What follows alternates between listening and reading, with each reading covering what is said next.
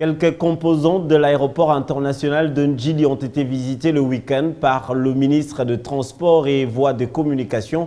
Une visite d'inspection nourrie des explications de la RVA sur le fonctionnement des départements visités. De la tour de contrôle, la ronde a été bouclée par l'inspection des travaux de construction de la nouvelle aérogare.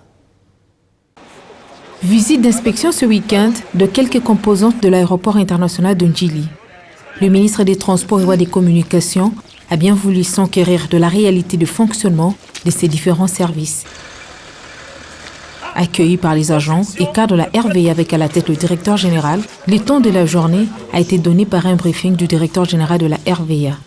Une fois terminée, la visite a débuté par le centre de contrôle régional, une des composantes de la tour qui prend en charge les avions et leur survol à partir de 300 km à vol d'oiseau. Les explications de ces départements ont été suivies de celles du centre d'approche, considéré comme le nœud du contrôle. Il gère l'atterrissage des avions jusqu'au tarmac, puis la tour de contrôle elle-même. Après cette étape, c'était le tour de visiter la centrale électrique et le service anti-incendie. À chaque étape, les experts de la RVA nécessitent de fournir des explications. Un autre site visité, c'était la piste d'atterrissage menacée par une tête d'érosion. De ce coin, la délégation a pris la direction de l'aérogare en construction. Une des composantes de l'aéroport international de Ndjili qui défend positivement l'image du pays. Une ronde qui a permis au ministre des Transports et Voies des Communications d'avoir une idée nette de ces services.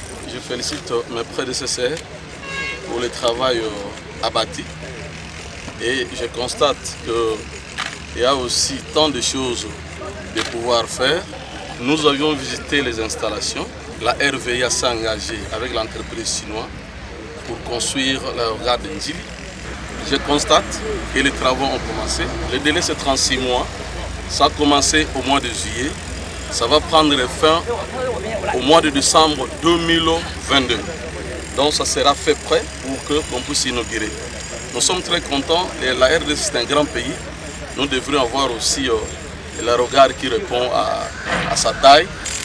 Une mention positive a aussi été accordée à la RVA pour son travail abattu comme maître d'ouvrage délégué. C'est sur ces sites de 40 000 m², pour un coût des travaux estimés à 350 millions de dollars américains, que s'est achevée la tournée.